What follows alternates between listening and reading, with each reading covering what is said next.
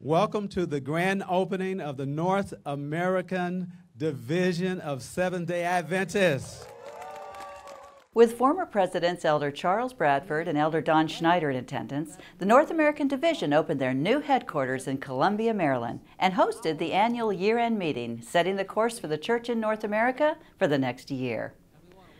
The North American Division is one of 13 divisions of the Seventh-day Adventist Church worldwide. It includes the territories of Bermuda, Canada, Guam, Micronesia, and the United States. The Pacific Union is one of 9 unions that comprise the North American Division, and the officers of our union and conferences participated in the meetings held at the NAD over the last several days. It's wonderful to see young adults included in the official organizational work of the church, and 3 young people from our union wonderfully represented themselves and their church at the NAD year-end meeting. Megan Weems from Pacific Union College, Rajesh Inparaj from La Sierra University, and Bryan Nashed from the University of California at Berkeley, representing Adventist Christian fellowship students who attend public universities, were all voting delegates at this historical session. For the first time, the entire year-end meeting was recorded and streamed on social media, and we've got the links to all that information in the program notes.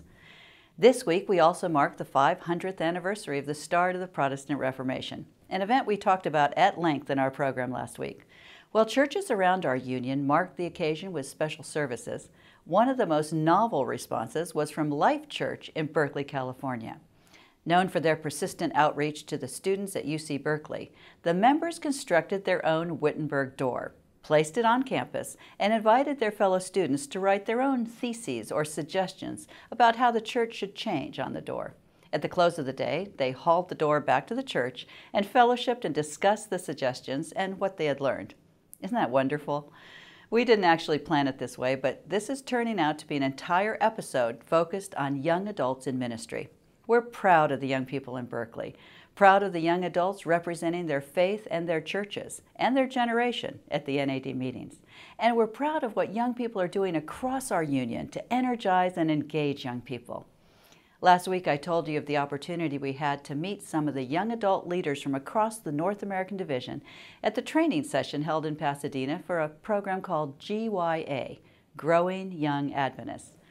Our Pacific Union All God's People production team was proud to work with Dr. Alan Martin, the GYA point person for the North American Division, in producing a short video that helps introduce the Growing Young Adventist program to churches across our division.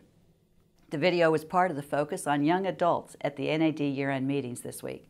It's a real privilege for us to be engaged with young adult leaders in this way. Lots more information about these ministries and a link to the video in our program notes.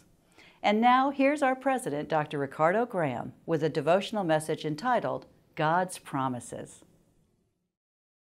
Years ago, something happened to me that I'll never forget. I went to sleep with a troubled mind over events in the church I was pastoring. I woke up suddenly and saw clearly, with my eyes closed, Isaiah 41:10. I opened my eyes and looked at the clock. It was 4 a.m. I was wide awake. I got up and turned to the passage. Fear thou not, for I am with thee. Be not dismayed, for I am thy God. I will strengthen thee, yea, I will help thee. Yea, I will uphold thee with the right hand of my righteousness. Later, when I returned home after a day of meetings, I learned that a church member had called and told my wife that she'd been reading the Bible at 4 a.m. and had prayed, Lord, wake my pastor and give him this text. He needs encouragement. Her prayer was answered, and so was mine. In this text, there are at least 3 things God promises. First, we don't need to live in fear because God has promised to be with us. This promise is repeated many times in the Bible. God is at work in our behalf to address our concerns. Second, we are not to be distressed by whatever life brings us. As we focus on Christ and His work in us, we will find strength to resist all that might bring us consternation. Finally, God promises to strengthen and help us. He assures us in 2 Corinthians 12:9, my grace is sufficient for thee. When we submit to Christ and acknowledge our weakness, God reveals His strength and power in us. As we are confronted with issues, problems, concerns, and challenges, all God's people can continue to look to God, who has promised to be with us.